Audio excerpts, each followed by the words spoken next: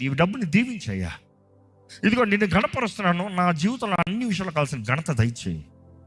Your praying, your blessing over it. That is communion prayer. ఏది చేసినా, ఎప్పుడైనా సరే, ఏ స్థితి అయినా ప్రార్థన చేస్తూ ఉంటాను. నిద్ర నుండి లేచావా, ప్రార్థన చేస్తావు. నిద్ర నుండి వాష్రూమ్ లేస్తావా, లేచినప్పుడు ఏం చేస్తావు? ఫోన్ ఎక్కడ ఉంది? గబ్బు ఫోన్ కుప్పలో పడి ప్రార్థన చేయి. కమ్యూనియన్ ప్రేయర్లో దేవుడు తెలియజేసి మాట్లాడే అంతగా నేను వేరే ఏ అనుభూతిలో చూడలేదండి. నువ్వు ఏకాంతంగా ఒక 3 గంటల సేపు ప్రార్థన చేసుకుని వెళ్ళిపోతావేమో. ఆ ఏకాంతంగా 3 గంటల సేపు ప్రార్థన చేసుకుంటే నీ గుండెలో ఉన్న భారం అంతా కక్కించుకుని వెళ్ళిపోతావేమో. కానీ కమ్యూనియన్ ప్రేయర్ అలా కాదు. It is friendship with God. It is friendship with God.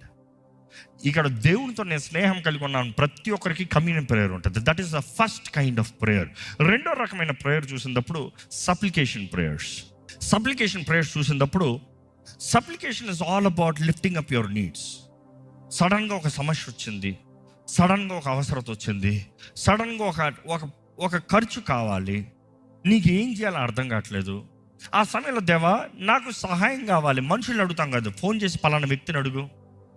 I'm telling you, దేవుణ్ణి అడగకుండా మనిషిని అడిగావా, సాతాను కంట్రోల్ తీసుకుంటాడు. ఫస్ట్ దేవుణ్ణి అడగండి. ఎవరిని అడగాలి?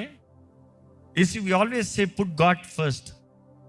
చాలాసార్లు పుట్ గాడ్ ఫస్ట్ అని అన్నా అందరికీ మైండ్లో ఎక్కేది ఏంటి తెలుసా? డబ్బులు వచ్చినట్టే ఫస్ట్ దేవుని డబ్బులు తీ.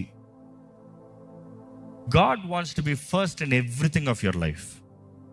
అర్థమైందా? ఉదాహరణకి భర్తలకి ఇక్కడ అర్థమవుతుంది. రోషం కలిగిన భర్త అయితే భార్యకి ఏదైనా అంటే ఫస్ట్ భర్తను అడగాలి. భర్తను అడగకుండా